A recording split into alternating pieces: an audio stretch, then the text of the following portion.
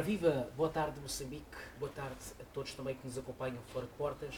Mais uma edição do Debate Internacional. Estamos aqui, entramos em sua casa, assim se diz, para mais uma vez olharmos para aquilo que acontece fora de portas e que de forma direta ou indireta acaba afetando a sua e a nossa vida. E sem tardar, começo desde já saudando os meus colegas cá do painel, com quem estaremos juntos a analisar alguns temas. Bolungo, boa tarde, como está? Boa tarde, Jackson. Boa tarde aos colegas do painel. Boa tarde, assistente, para quem nos acompanha a partir de casa. Estamos cá para debruçar aquilo que são os fenómenos a nível do sistema internacional. Muito obrigado. Professor Pandeia, mais uma vez, boa tarde, como está? Boa tarde, Jackson. Boa tarde, Morungo. Boa tarde, Dr. Saia. Estou bem e estamos aqui para poder partilhar a geopolítica internacional. Muito obrigado. Muito obrigado. Saia, boa tarde, como está? Boa tarde, Jackson, estou bem. Boa tarde, professor Pangaia. Boa tarde, Alves Morungo. Boa tarde, nossos telespectadores, que todos os sábados ficam atentos para poder acompanhar aquilo que é a dinâmica do sistema internacional. Muito obrigado. Saudações feitas. É tempo sim de darmos arranque a mais um debate internacional e hoje olhamos para esta nota que dá conta que os parceiros ou alguns países da NATO já começam a ter escassez de munições para fornecer à guerra na Ucrânia, ou seja, os aliados da Ucrânia começam já a se ressentir, a ter no que diz respeito a material de combate ou aquele material que vinha fornecendo à Ucrânia no sentido de defender-se. Recordar que esta semana ainda tivemos mais um encontro em que o secretário da NATO, veio Stoltenberg, veio mais uma vez a dizer que vão continuar mesmo assim a dar força ou a apoiar a Ucrânia. Recordar que já houve muitos gastos, mas o discurso continuou mesmo. E Mulungu, eu começo mesmo consigo. Estão já a lamentar por falta, no entanto o discurso continuou mesmo, que é vamos continuar a apoiar. O que seria isto? Sim, num contexto igual a isso que temos na mesa, há uma necessidade de, se calhar, filtrarmos a informação. Quando Stoltenberg, na pessoa do secretário-geral da NATO, aparece a fazer esse tipo de discurso, onde ele diz que há escassez de munições para mandar para a Ucrânia, é de se desconfiar, porque a NATO ela é composta por vários Estados. E num momento de desconfiança que paira em toda a Europa, há uma necessidade de se olhar para este discurso como sendo ele, se calhar, um discurso desviativo, um discurso que visa pescar à esquerda e virar à direita. Porque temos 8 Estados dentro da própria NATO que estão a produzir munições.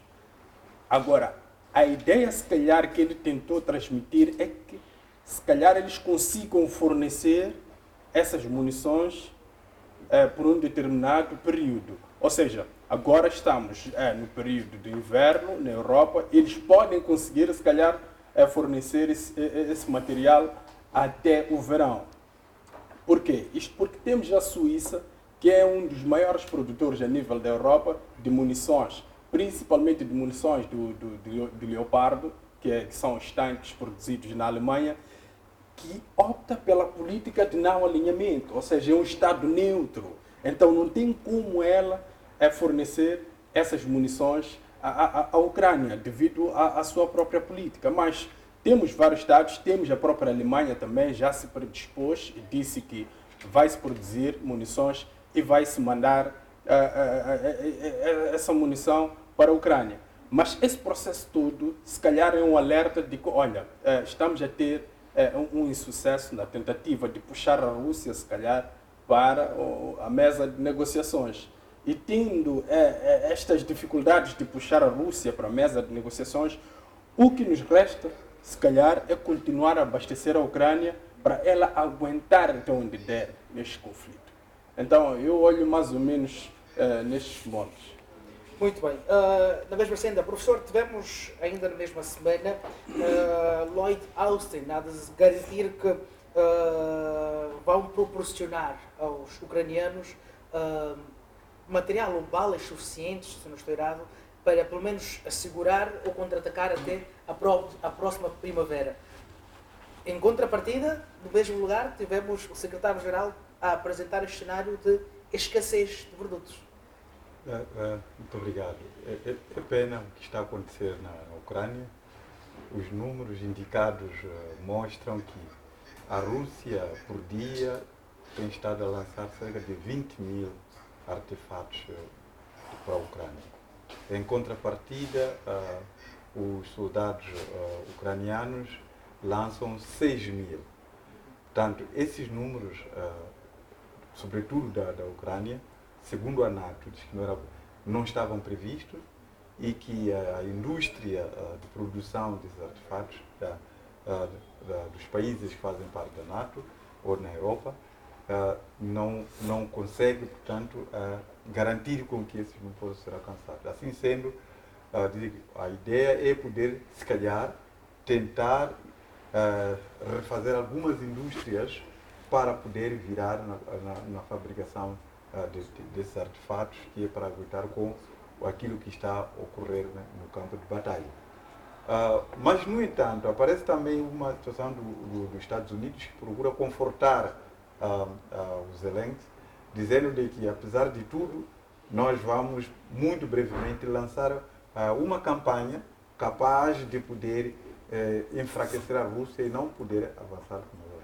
Quer dizer que, em face do pronunciamento desse secretário-geral da NATO, da escassez de munições, e os Estados Unidos apareceu para poder confortar Zelensky de que vai, neste momento, estar-se a preparar uma batalha decisiva para garantir com que haja sucesso nessa guerra que está a travar. Efetivamente, são narrativas que precisamos de analisar, como o Mulungu estava a referir. Pode ser uma estratégia de poder adormecer a Rússia, assim como também pode ser uma verdade que eles estejam, neste momento, a ter essa escassez de munições.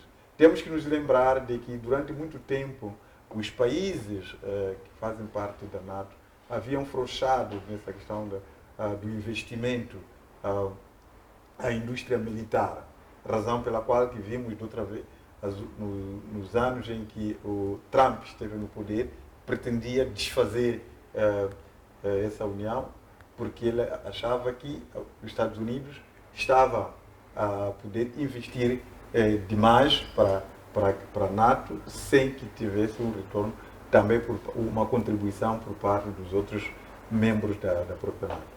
Então, vamos ver no campo de batalha o que vai ocorrer. Mas, essencialmente, essa destruição que está a acontecer na Ucrânia é bastante triste.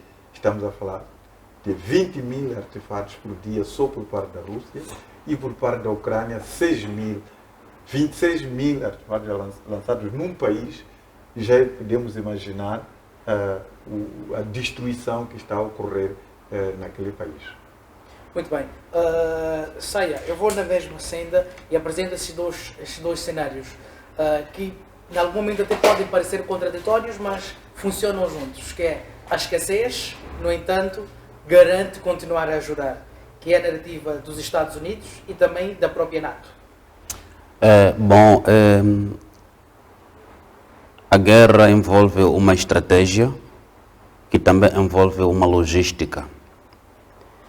O que significa que a Rússia, antes de atacar a Ucrânia, preparou-se previamente, porque já sabia de antemão que provavelmente a NATO ou o mundo ocidental iria interferir.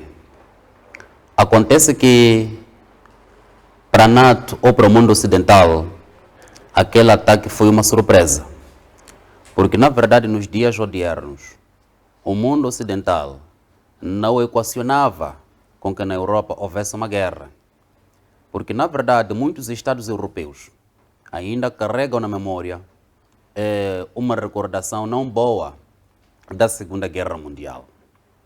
E esses estados, membros da NATO, com certeza, se calhar, tinham preparado a defesa ou o material da defesa para os seus próprios países. Mas acontece que neste momento estão a se sentir sufocados porque estão a dar mais daquilo que deveriam dar. E, na verdade, ao conceder esse tipo de armamento ou essa ajuda, não podem perigar também a sobrevivência ou a defesa dos seus estados. Isso faz-me recordar a história de Nicolau Maquiavel, que é tido como proponente da política, que trabalhou para o Savonarola. Savonarola que era um bispo. Portanto, Savonarola, como confiava em Deus, não tinha exército, acabou sofrendo golpe de Estado. E Nicolau Maquiavel, ao escrever o seu livro Príncipe, por ter vivenciado aquele cenário que aconteceu com o Savonarola, recomenda aos líderes a potenciar os seus estados de todas as formas. E neste momento, a NATO segue ajudando a Ucrânia, mas com certeza está a pressentir dentro do seu próprio território. É só um ponto. Pegando naquilo que o meu colega Saía estava aqui a dizer, há princípios na diplomacia que a Europa, se calhar, neste momento está a tentar satisfazer ou obedecer esses princípios. O primeiro é, no caso da ameaça, negocia-se. No caso de ameaça a interesses primários, que é a sobrevivência, combate-se. Mas no caso de ameaça direta a interesses vitais, morre-se. Sim. Então, é nesses 3 pontos que a Europa está a tentar singrar neste conflito todo. A Europa, neste momento, percebe que a Rússia é uma ameaça para toda ela, a Europa, uno. Então, até Estados que não fazem parte desta União Europeia, elas estão sendo convidadas de forma diplomática para que a voz seja única naquele território. Se formos a pegar o ponto que o professor Pangaia aqui deixou, que a Rússia gasta por volta de 20 mil artefatos e a Ucrânia gasta 6 mil. Esta é uma tentativa também da própria Europa de dizer que, olha, há uma ineficácia em termos de projeções da própria Rússia. Ou seja, ela gasta o triplo praticamente daquilo que a Ucrânia gasta, mas ela não consegue lograr com aquilo que são os seus objetivos. E a Ucrânia, com o pouco que consegue gastar, vai conseguindo se defender e sobrevivendo destes ataques russos. Mas também, ao mesmo tempo, aparecem os norte-americanos que dizem, olha, Zelensky descansa, nós, aquele todo equipamento que pegamos das embarcações iranianas, vamos passar-lhes vamos passar o equipamento e as munições para que consigas defender aquilo que é o interesse vital do seu Estado. Então, há aqui muita informação à mistura, mas há uma predisposição inquestionável por parte dos Estados ocidentais, porque eles olham esta Rússia como sendo uma ameaça maior para eles. Mas a própria Europa tem que despertar uma coisa. Por quê? Porque os Estados Unidos da América é a própria NATO. O resto é paisagem, é fauna acompanhante. O resto é essa Europa que está numa iminência de ter o seu território como palco de um possível conflito. Então, o perigo exatamente ronda exatamente nestes que não têm capacidade per si só de autodefesa. Aquele que tem mais não tem, se calhar, um perigo às vistas. Temos o navio russo, o maior navio de guerra já produzido a nível mundial, a percorrer o Pacífico. Mas o navio, ele por si só, não representa uma grande ameaça. É uma ameaça, sim, mas não é uma grande ameaça para as capacidades que os Estados Unidos da América têm a nível militar. Então a Europa tem que refletir o que é mais importante neste momento. Continuar a enviar munições para esta Ucrânia se defender ou tentar puxar a Rússia para a mesa de negociações e ter uma solução diplomática. Solução diplomática, não sei se gostava de acrescentar? Bom, há um dado muito importante quando se trata de uma guerra. Primeiro, é preciso ver a dimensão da Rússia, a dimensão da Europa, porque todos os Estados europeus, por mais que se unam, eles não, em matéria bélica, não têm uma capacidade de confrontar a Rússia. Agora, parece que os Estados Unidos, que na verdade, comparativamente à Rússia, são dois gigantes, apesar da Rússia ser anão, comparativamente aos Estados Unidos, ser anão econômico, mas gigante militar. Então, esses Estados, a nível do sistema internacional, é que têm voz, porque na verdade, conseguem contrabalançar o poder. Mas dentro da Europa encontramos um dado muito importante. Porque dentro da Europa existe, neste caso, um discurso comum, mas cada líder, quando chega dentro do seu território, adota a estratégia necessária para fazer sobreviver os seus interesses nacionais. É verdade, encontramos muitos líderes que criticam a Rússia.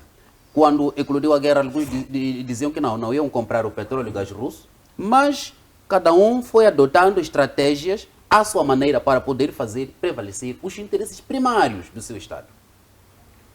Só para acrescentar, nos últimos 30 anos, a Rússia nunca exibiu tanto o seu material nuclear em relação a estes últimos meses. Ou seja, a zona do Kaliningrado tem presenciado vários submarinos que portam armas nucleares a passearem. Então, a Rússia preparou-se para uma possível guerra com a NATO. Mas ela, sabendo que pode perder este conflito para a NATO, devido à dimensão e à robustez que a NATO tem, ela vai criando uma espécie de dissuasão com armas nucleares. Então, ela preparou-se para isso, não preparou-se para um confronto, digamos, convencional. Porque não é possível a Rússia derrotar a NATO num confronto convencional. A NATO ela é composta por vários Estados e dentro desses Estados tem lá 4 potências militares. E a Rússia, neste momento, ela vai usando o trunfo nuclear como sendo ele a principal carta na mesa. Muito bem. Sinto que este assunto ainda continua e é na senda dele que eu vou fazer uma outra introdução, que são as declarações do Ministro dos Negócios Estrangeiros alemão, que diz que a guerra na Ucrânia foi um erro, ou seja, é mesmo um erro. Bom, já ouvimos isto ano passado e desta vez surgem mais vozes a dizer que esta guerra é um erro. No entanto, ninguém aparece a aconselhar, pelo menos de forma aberta, a aconselhar Zelensky a sentar-se à mesa para negociar os termos de uma paz ou de um cessar-fogo para futuramente debater-se a paz, em linhas gerais. Professor, eu gostava de lhe apresentar a ti esta situação, esta declaração pública de que esta guerra é um erro vindo do Ministro dos Negócios Estrangeiros da Alemanha. Sim, os Estados Unidos da América, eles classificaram a Rússia como inimigo a curto prazo e a China inimigo a longo prazo. Tudo quanto está a acontecer neste momento relativo a esta guerra tem muito a ver com os interesses americanos. E esses interesses americanos estão sendo obtidos paulatinamente, satisfeitos paulatinamente, usando a Europa. E essa razão que esse ministro dos Negócios Estrangeiros começa a se perceber, aliás, provavelmente eles já se perceberam isso já há muito tempo, sobretudo naquela altura em que se destruiu aquelas 2 condutas de abastecimento de gás à Alemanha. Em nenhum momento poderia ter sido feito aquele tipo de crime, tendo em conta que aqueles países fazem parte da NATO e que se beneficiam, de certa maneira, do gás. A retirada do abastecimento daquele gás àqueles países fragilizou imensamente naquilo que é a economia da maior parte dos países da Europa, porque eles acabaram arcando custos elevados para a aquisição do gás, assim como outros recursos energéticos. E é isso que a Europa hoje está a perceber, que afinal de contas nós nos envolvemos numa guerra que não traz valor acrescentado para nós. Quem que está a tirar proveitos de tudo aquilo são os próprios Estados Unidos. Os Estados Unidos, mais desenvolvido em termos da indústria militar em relação a todos os países da NATO, e são eles também que estão a vender o equipamento militar àqueles países. Como sempre, a economia dos Estados Unidos foi sempre economia de guerra. E essa é a razão que a Europa está a começar a perceber disso. Seria bom que eles pudessem recuar. Esperemos isso. Provavelmente os regimes não vão recuar, como sempre temos dito. Aqui, a população é que deve poder tomar decisão sobre esse cenário. Muito bem. Saia, vou na mesma senda que é estes pronunciamentos que surgem agora. Dizer que é um erro, no entanto, não aparece. O curioso é não aparecer no discurso, se calhar é tempo de negociar. Bom, eu concordo com o discurso do dirigente da Alemanha. Sim. Quando diz que a guerra contra a Rússia foi um erro. Porque, na verdade, quando falamos da Alemanha, estamos a falar do país que mais tem voz na Europa em matéria econômica. Em matéria de defesa, estamos a falar da França. Então, se ela apareceu a falar isso, é porque, na verdade, já pode perceber que aquela guerra não está a fortalecer a própria Europa e a própria Alemanha. Porque quando há uma guerra, há muitos projetos que ficam parados, há muitos investimentos que ficam atrasados. E aquele valor ou aquele dinheiro que poderia ser canalizado para desenvolver alguns projetos é canalizado, neste caso, para uma guerra, investido para uma guerra. Algo que, na verdade, não beneficia a Alemanha, mas beneficia, nem beneficia a Ucrânia, porque a Ucrânia está totalmente destruída. Então, eu penso que este é o momento de a própria Europa ou o mundo fazer uma metanoia, que é uma mudança do pensamento, porque, na verdade, aquela guerra vai terminar na vitória da Rússia ou da própria Ucrânia, eventualmente, ou numa mesa negocial, em que, na verdade, haverá uma cedência entre as partes. Cada um terá que perder e ganhar. Muito bem. Mulungo, o ano da guerra está à porta. Eu não vou trocar o discurso. A guerra está quase a completar um ano. Temos aqui mais um ministro que vem. Uma voz que já tivemos no ano passado, várias, aliás. Desta vez volta mais uma voz a dizer que este conflito é um erro. No entanto, não há o conselho, que já se espera, que se deseja muito, que é dizer, olha, Zelensky, porquê que não vai à mesa de conversações com o Putin? Bem, num primeiro ponto, eu vou discordar com a ministra de Negócios Estrangeiros da Alemanha. Porque enquanto ministra, não tem assim está politicamente incorreta, vou dizer assim. Ela, enquanto ministra, a proferir palavras do género, está politicamente incorreta. Por quê? A Europa está a levar uma mensagem, está a levar uma ação alinhada e ela tenta piscar à esquerda da mesma ação. Porque não pode aparecer um líder e principalmente setores chaves, o setor da defesa e o setor do Ministério dos Negócios Estrangeiros é muito importante para o Estado. Porque ela é a chefe da diplomacia, ela representa a diplomacia alemã. Então o discurso dela, no meu ver, ela enquanto ministra, na pessoa de ministra, foi uma falha. Mas ela como pessoa, se calhar, podia expressar a sua opinião e seria legítimo. Mas, ao mesmo tempo, ela dá a entender que, desde o Tratado de Minsk, o conflito estava sendo preparado, estava sendo armada esta Ucrânia para lutar com a Rússia. Tanto que há algumas mensagens que hoje em dia encontramos em alguns textos de jornais, alguns jornais independentes, alguns jornais que tentam ser neutros nesta confusão toda, que aludem que o Biden, 14 a 12 dias antes, fez uma ligação para o Putin a dizer, olha, nós já temos informação de que o senhor, no dia 24 de fevereiro, vai invadir a Ucrânia. Por favor, não o faça, porque terá resultados inimagináveis. Então, há aqui muito jogo de informação, mas há aqui uma aceitação por parte do próprio Ocidente de que eles prepararam aquilo tudo. Mas será que o Ocidente estava a prever que este conflito durasse todo este tempo?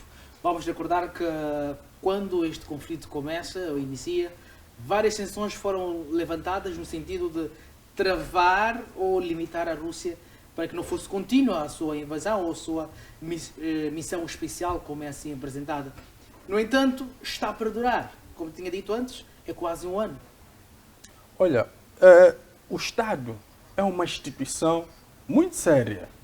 Sendo o Estado uma instituição muito séria, os seus serviços de informação têm que fazer o seu trabalho de campo.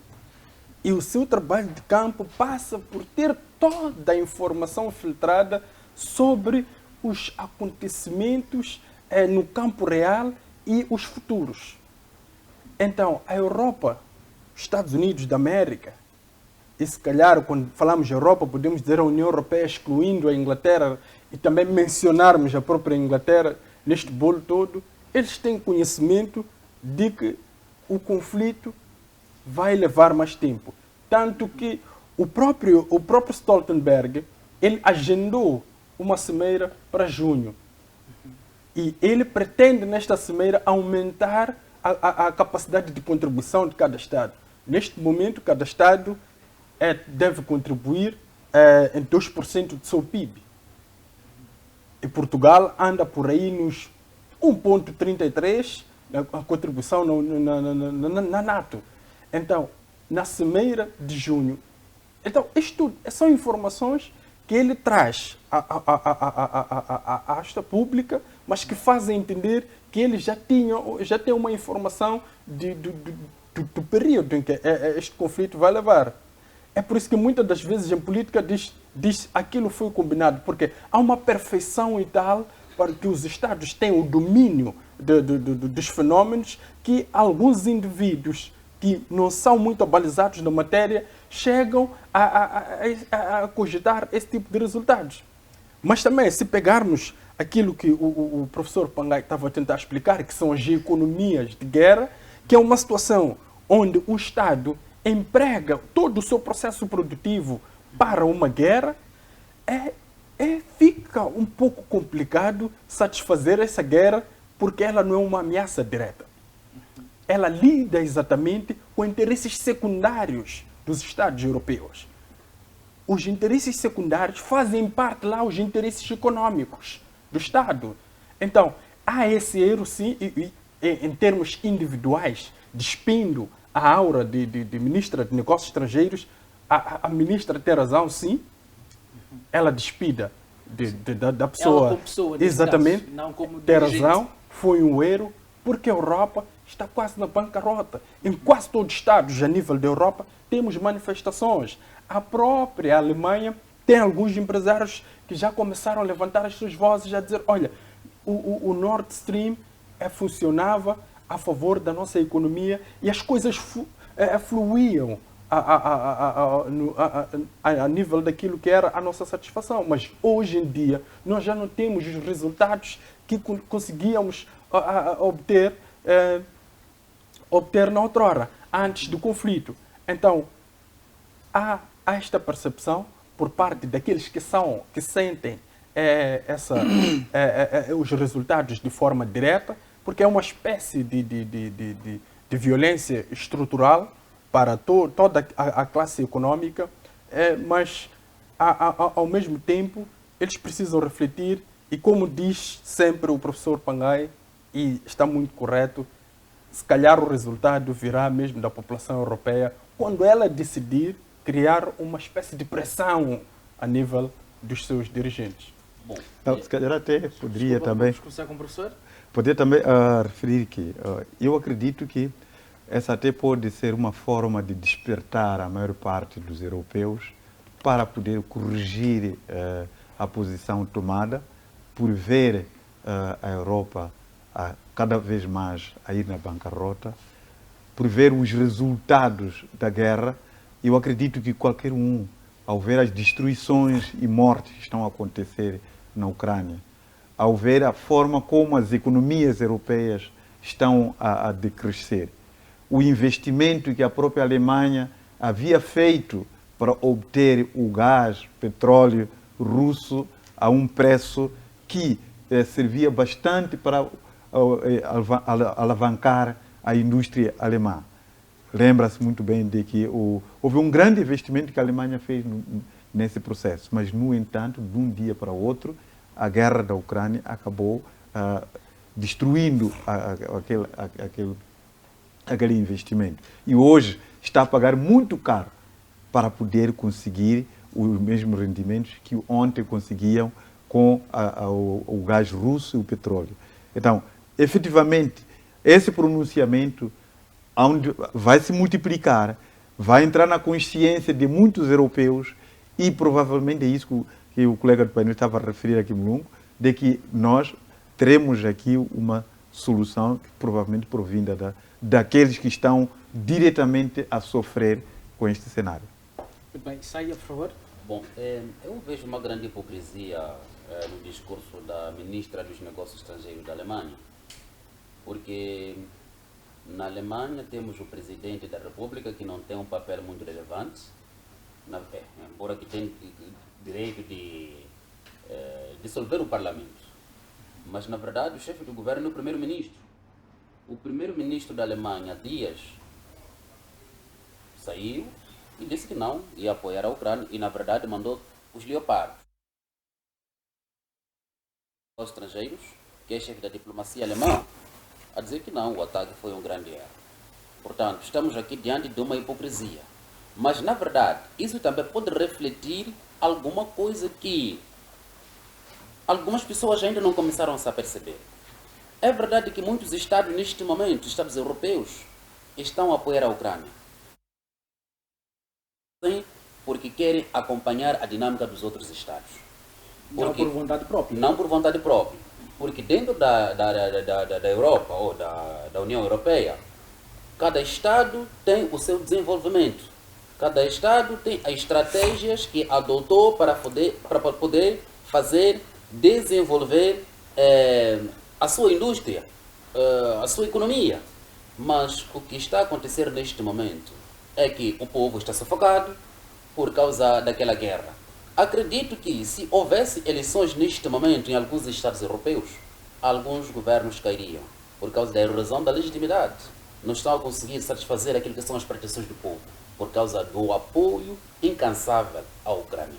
Em suma, estamos a perceber aqui que os líderes estão a esquecer as próprias nações para sustentar este conflito. Na verdade, acabam sufocando as suas nações para poderem apoiar, neste caso, a Ucrânia. Tem que se observar um ponto quando o assunto são interesses vitais do Estado. Até a Alemanha, que supostamente ficou muito tempo sem administração direta do seu exército, neste momento aparece como o Estado que tem mais capacidade de fornecer o equipamento à Ucrânia. Então, aqui começamos a adquirir alguns dados que nos conduzem à ideia de que, então, a Alemanha, por muito tempo, ficou silenciosamente a produzir esses leopardos. Porque até o Brasil possui esses leopardos. Tanto que a ideia que o Olaf Scholz teve de falar com Lula para poder lhe fornecer as munições é que era exatamente para poder mandar essas munições à Ucrânia e que possuía, não ia ter munições do equipamento que ele não possui. Mas o discurso da ministra, essa vontade aberta do chanceler alemão ao enviar os guepardos, mostra que, se calhar, a Europa parece-nos uma criança a lamber o mel na lâmina da faca. Um dia pode cortar-se. Muito bem. Não sei se a professora quer adicionar alguma outra nota neste assunto. Mulungu, Alex Mulungu acaba de falar, obrigado, Ceia. Bom, vamos dar continuidade. Antes mesmo de olharmos para a questão da África do Sul, temos uma outra nota aqui que não sei se é curiosa, que falamos sim da limitação do Starlink na Alemanha. Já tivemos ano passado o proprietário desta empresa, Elon Musk, a entrar em choque com Zelensky. Desta vez ele aparece a explicar porque é que a internet fornecida por este serviço está limitado naquele país. Eu vou começar mesmo com o Saia desta vez. Limitação. Esta limitação o que é que significa? Elon Musk vem-se explicar agora, mas será que não são contendas antigas a ser apresentadas? Se formos a analisar bem, todas as atenções neste momento do mundo ocidental estão viradas para a Ucrânia. Há uma certa tecnologia que é limitada para a Ucrânia, mas esse Starlink não é limitado, não é isso que é. Sim. Explica o porquê de querer limitar. Há uma vontade, um desejo de limitar, em particular para a Ucrânia. Pronto. É uma tecnologia que neste momento a Ucrânia se calhar não está a conseguir pagar devidamente, porque é internet de alta qualidade, embora que seria um momento oportuno ajudar a Ucrânia, porque como a Rússia vem seguindo bombardear aqueles sítios estratégicos que fornecem internet, neste caso a Ucrânia, e esse tipo de tecnologia é satélite. Então, eu penso que seria conveniente se o líder, neste caso, dessa tecnologia, não limitasse neste momento para a Ucrânia, porque a Ucrânia precisa dessa tecnologia, temos os militares que precisam de se comunicar, é verdade, que até podem usar, neste caso, os telefones satélites, que é muito bom para essa tecnologia. Então, eu penso que, na verdade, ainda pode ser convencido, porque ainda é muito prematuro. Ele, como empresário, na verdade, tem o direito de reivindicar, porque se criou aquela tecnologia é para ganhar alguma coisa, não foi mesmo uma questão de caridade. Muito bem. Molungo, sinto que tem um ponto a acrescentar, por favor. Bem, este cenário todo do Elon Musk demonstra que até se calhar o bobo da corte pode ter aqui bons assessores. Se for observar, a alegação de Elon Musk é de que ele está a tentar evitar uma terceira guerra mundial, quando ele retira ou limita o fornecimento da internet a nível da própria Ucrânia. Por quê? Toda a linha da frente ucraniana usava o Starlink na comunicação e nas projeções que iam sendo feitas para as suas defesas e também para os contra-ataques. Se recordarmos, quando a Ucrânia, no mês de setembro, outubro, teve muito sucesso no campo de batalha, estava sendo auxiliada por esse Starlink. Mas a partir do momento em que tivemos um pequeno ensaio militar conjunto entre a China e a Rússia, que é um ensaio militar combinado, onde destruiu-se um satélite, o Elon Musk passou a ter uma percepção diferente daquilo que eram as capacidades da própria Rússia e da própria Ucrânia. E neste momento ele tenta restringir, ou seja, alguém por detrás deve ter dito ao Elon Musk: olha, nós corremos sérios riscos de entrar para uma terceira guerra mundial. E a guerra como tal não é muito benéfica para os nossos negócios, então temos que tentar criar um cenário com que a Rússia se calhar nos olhe como pessoas neutras no meio disto tudo. Por quê? O desfecho é imprevisível. Não se sabe quem amanhã será o Estado hegemônico, não sabe como é que será a nova configuração a nível da estrutura do sistema internacional, se continuaremos num cenário unipolar ou vamos entrar para multipolar. Há aqui muitas interrogações, então há aqui o Elon Musk a tentar se posicionar como alguém que espera resultados que, quaisquer que forem, ele terá a capacidade de abraçá-las. Calhar também referir que a relação dos gestores dessa tecnologia e a Ucrânia, sobretudo o Zelensky, ela não é boa. Se formos a ver o histórico existente nesses dois, não foi sempre bom. Já tivemos problemas entre ambos em outubro do ano passado. Sim. Então, provavelmente pode ser uma das situações que está a fazer com que ele não apoie a Ucrânia a dar continuidade com o fornecimento daquelas tecnologias. E, sobretudo, também o que o colega estava a referir aqui, Está a ver que, eclodindo uma terceira guerra mundial, provavelmente os negócios eles não vão poder correr. Mas, essencialmente, o que eu vejo aqui é o histórico da relação existente entre essas duas partes, e que a outra parte do coisa que são os gestores da tecnologia, eles não estão satisfeitos com a Ucrânia. Muito bem. Bom, antes mesmo de poder opinar, Saia, vamos uma pequena pausa, voltamos dentro de instantes. Não sei daí.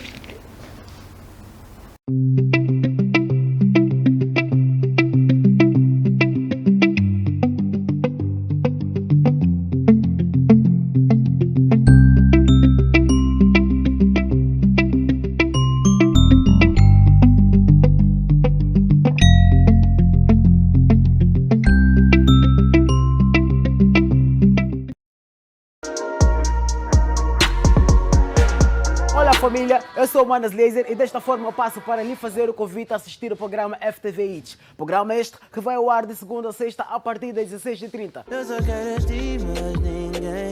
Essa distância entre nós não me faz bem, não me faz bem. Hey menina, valoriza tua melanina, pois ela que te deixa mais linda. Aqui você acompanha todas as novidades do mundo da música, atualizações das carreiras dos artistas.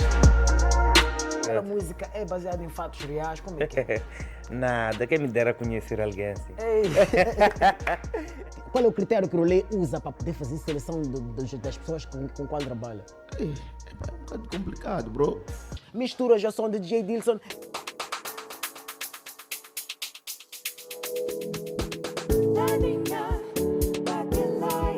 Vídeos e muito mais.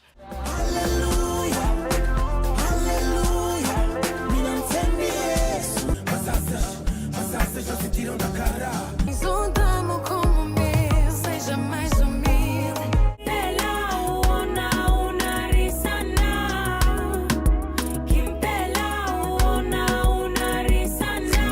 Fiquem sempre ligados ao bom do entretenimento aqui no programa FTV Hits, na televisão FTV.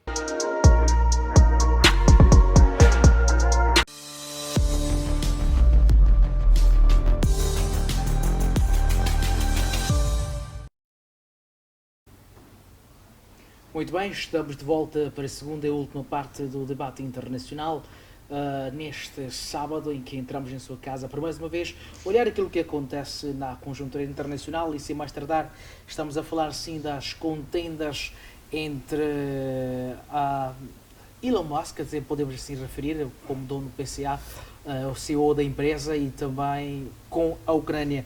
E Saia, já lhe tenho interrompido, passo novamente a palavra. Bom, é que eu tenho uma outra leitura acerca daquilo que o colega Mulungu estava a falar, de uma eventual terceira guerra, porque o Elon Musk está a limitar, ou pretende limitar, o Starlink na Ucrânia para evitar, neste caso, a terceira guerra mundial. Bom, na verdade, eu não vejo uma terceira guerra mundial. Os Estados europeus, penso eu, que têm maturidade suficiente para evitar a terceira guerra mundial. Eles ainda carregam na memória lembranças tristes da Segunda Guerra Mundial. E os Estados europeus, neste momento, estão mais preocupados em questão de desenvolvimento. É verdade que pode acontecer guerras por procuração, guerras de encomendas, mas uma guerra que possa envolver diretamente os Estados europeus, eu não vejo. E ainda mais, quando se trata, neste caso, de uma terceira guerra mundial. Porque os Estados europeus, ou o mundo ocidental, está preocupado neste momento em desenvolver as suas economias. Muito bem. Eu não sei se vamos querer fazer mais adições neste assunto.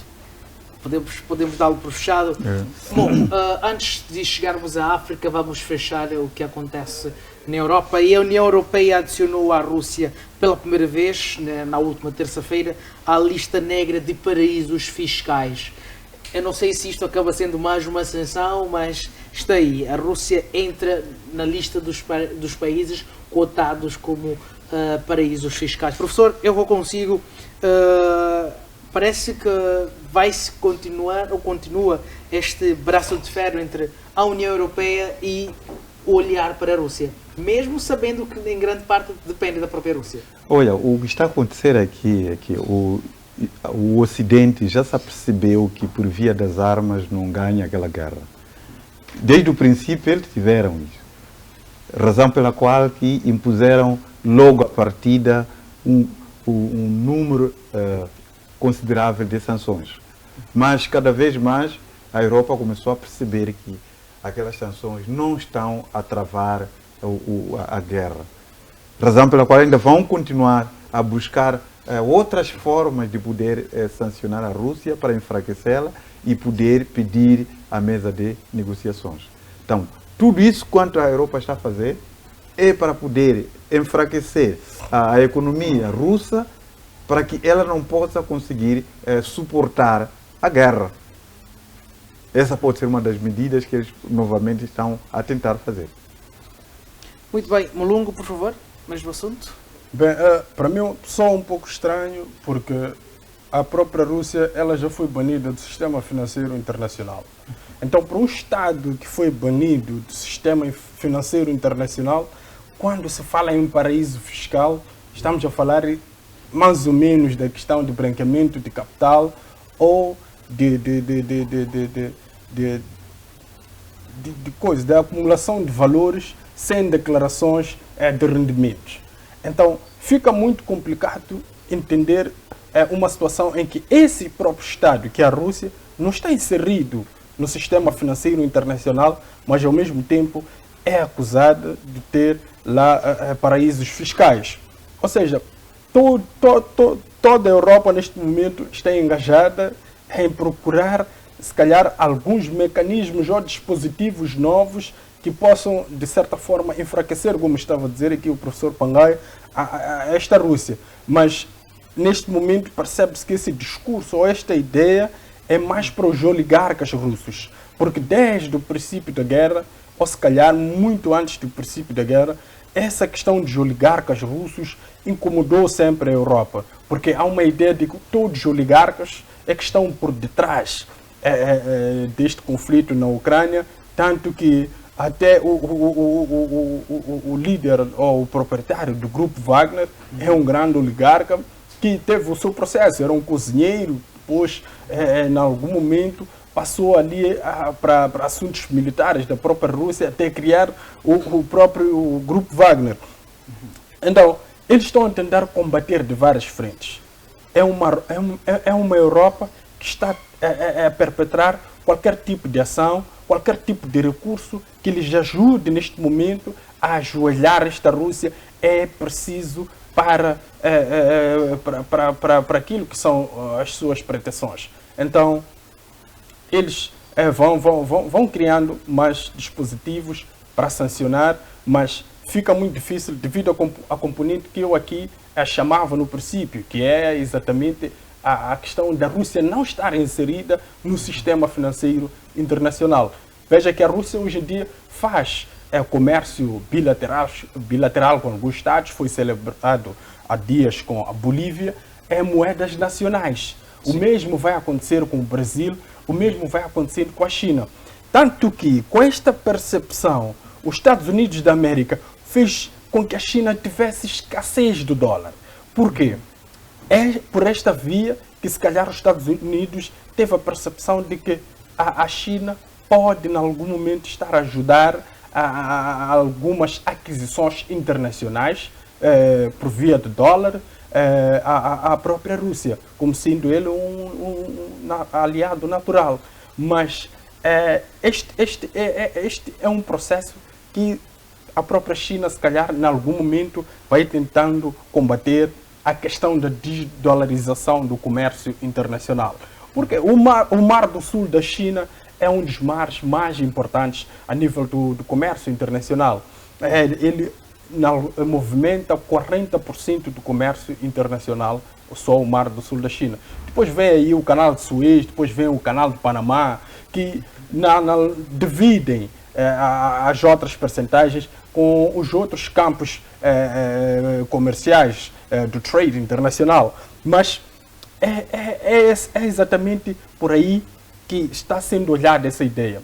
A China tem escassez do dólar, a Rússia é conotada como um paraíso fiscal, é mais ou menos isolar esses dois estados, mas para a China fica muito complicado porque praticamente todo mundo depende da China para sobreviver no seu dia a dia. E a maioria dos equipamentos, tanto eletrodoméstico, tanto vários equipamentos para a produção de alguns equipamentos tecnológicos, parte da China. Então fica muito complicado criar um cenário de isolamento financeiro para um Estado colossal como a China. Quer dizer, os Estados Unidos, com esta medida, também, o que eles querem fazer? Eles pretendem também impor a retirada de seguro de navegação a todos os países ou empresários que possam importar produto russo. Sim. Então, o que vai significar isso? Ou, por exemplo, como o Brasil, que ainda mantém um negócio com a Rússia, caso essa medida puder entrar, significará que o Brasil vai ser sancionado com os Estados Unidos, assim como os outros países que estabelecerem negócio com a Rússia. Eles querem chegar até aí no sentido de poder isolar a Rússia para que ela não faça negócio com nenhum outro país. Isso, mas estamos a falar de uma caça à Rússia agora. Sim. Qualquer país que fizer negócio com a Rússia, então ela vai sofrer sanções através do Ocidente, através dos Estados Unidos da América. Então, são tais medidas que eles vão procurando para ver se a Rússia efetivamente se ajoelhe e pare de poder com a guerra. Saia. Também tem a mesma perspectiva? Bom, é mais aquela metáfora que é usada nas relações internacionais. O stick é pau. Portanto, como a Rússia não está a cumprir com as recomendações do Ocidente, é dado pau. Por quê? Neste momento que eles agora estão a adjetivar a Rússia de paraíso fiscal, naturalmente os agentes econômicos internacionais não vão querer investir na Rússia. E os agentes econômicos nacionais que já estão a investir na Rússia, naturalmente terão dificuldades para poderem fazer o comércio, porque a Rússia já está na lista negra.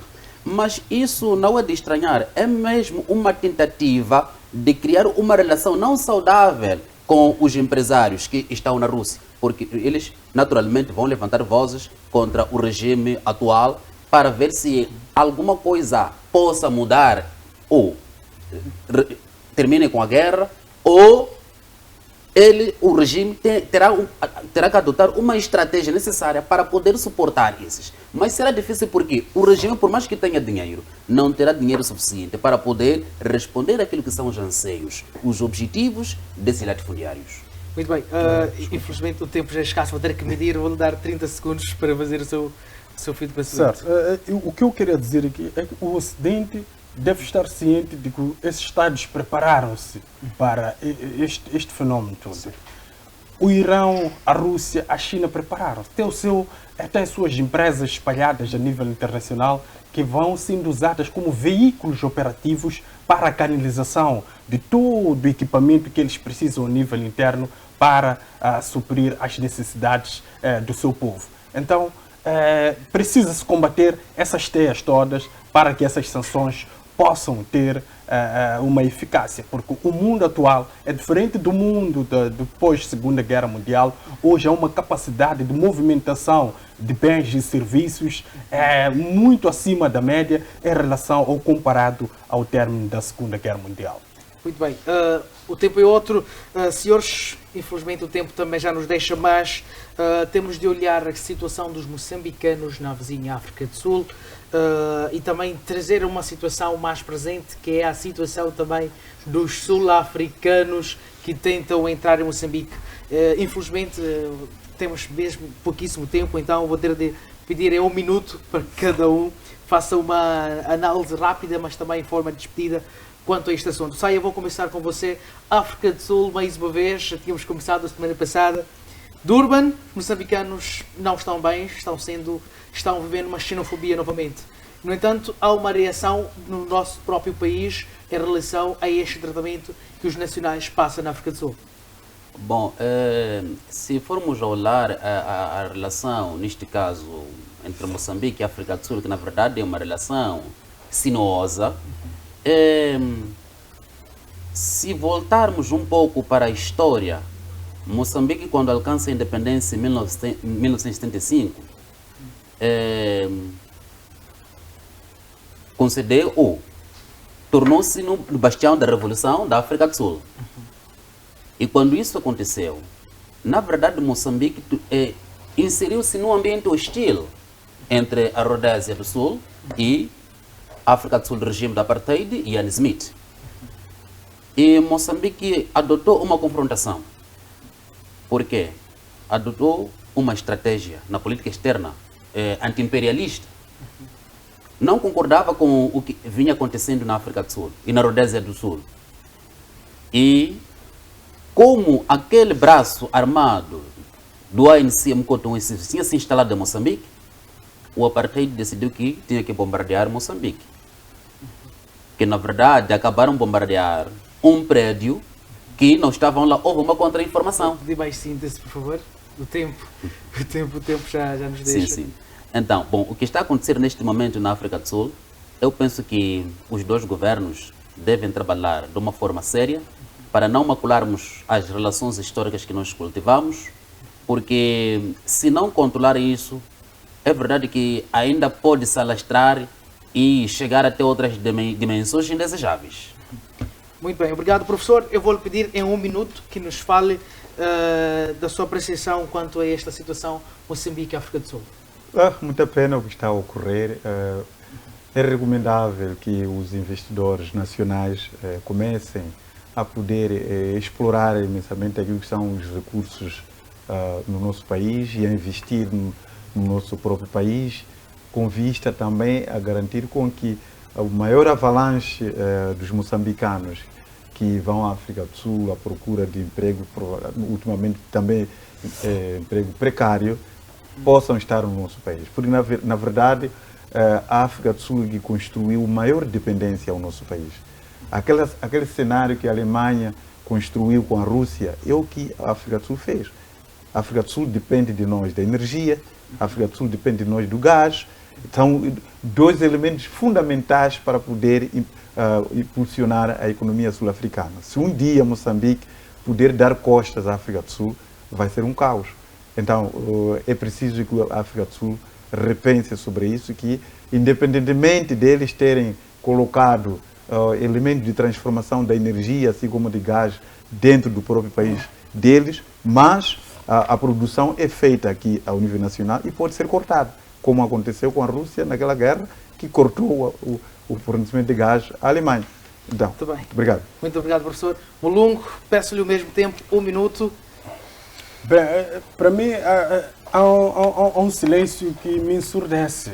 E este silêncio provém exatamente daqueles que deviam tomar as devidas decisões.